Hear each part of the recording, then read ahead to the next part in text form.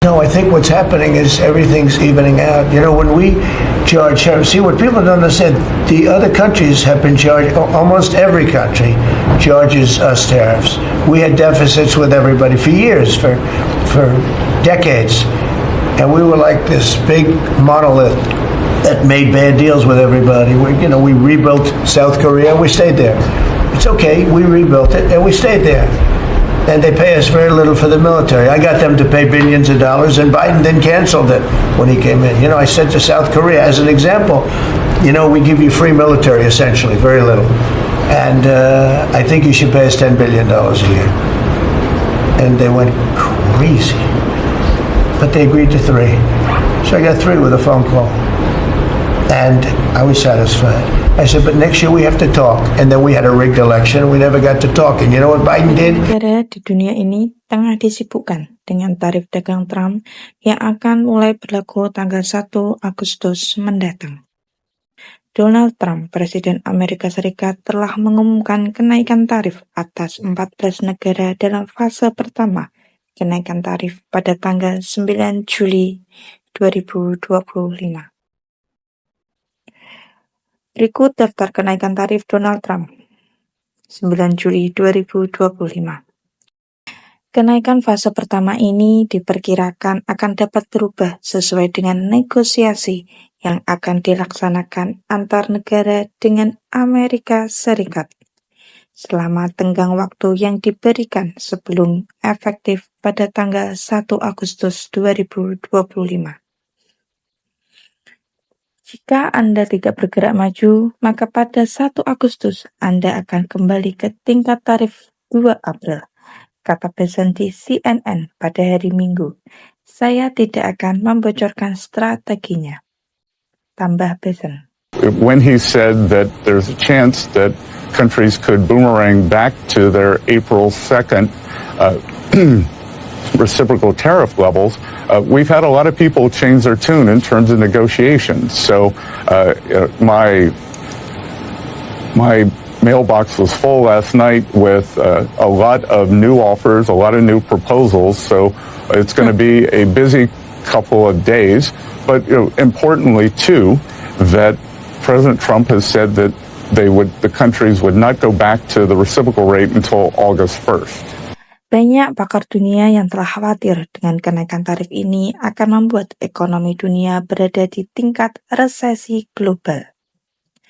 Akan tetapi, Donald Trump sangat yakin bahwa kenaikan tarif ini tidak menimbulkan resesi dan inflasi di Amerika Serikat.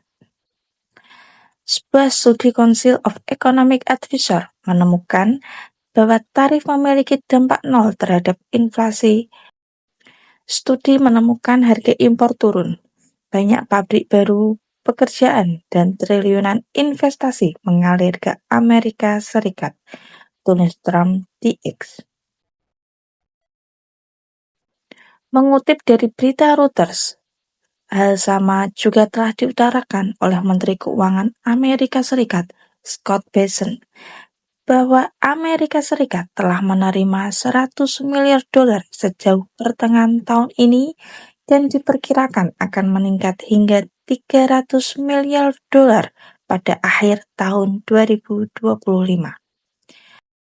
Scott Bessent juga menambahkan, Departemen Keuangan melaporkan rekor bea masuk bruto sebesar $22,8 miliar pada bulan Mei, peningkatan hampir 4 kali lipat dari total $6,2 miliar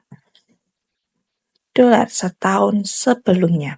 Yes, sir. We will take in about $100 billion in tariff income thus far this year, and that's with the tariff, the major tariff not having started until the second quarter. So we could expect that could be well over $300 billion by the end of the year. We don't agree with CBO scoring, but for those who do, the CBO scored tariff income over the next 10 years at $2.8 trillion, which we think is probably low. Selain adanya investasi yang mengalir deras di Amerika Serikat, diperkirakan kenaikan tarif juga akan menaikkan manufaktur Amerika Serikat, serta menyediakan banyak lowongan pekerjaan. dan mendorong konsumen Amerika Serikat untuk lebih banyak membeli produk Amerika Serikat sendiri. Lalu, bagaimana dengan keadaan manufaktur Amerika Serikat? Mampukah bertahan di tengah gejolak ekonomi dunia?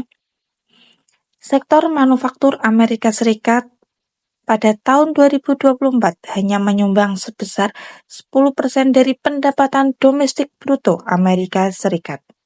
Meski tingkat pekerjaan manufaktur meningkat dari bulan sebelumnya, yaitu sebesar 414.000 dari 329.000 pada bulan April, tetapi perekrutan aktual menurun. Hal ini mengisyaratkan ketidakpastian di pasar tenaga kerja akibat kebijakan tarif oleh pemerintahan Trump. Sedangkan pada awal tahun 2025,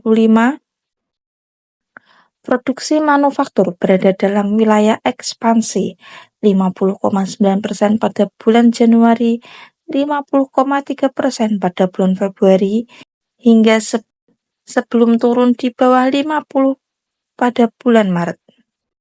Mengutip dari berita Al Jazeera, 9 industri manufaktur Amerika Serikat melaporkan pertumbuhan pada bulan Juni, sementara 6 industri melaporkan kontraksi penurunan.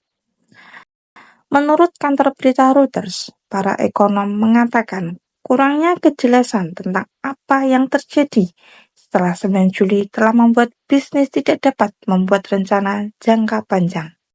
Jangan lupa like and share ke teman-teman kalian supaya teman-teman kalian juga tahu berita terupdate baik dalam dan luar negeri.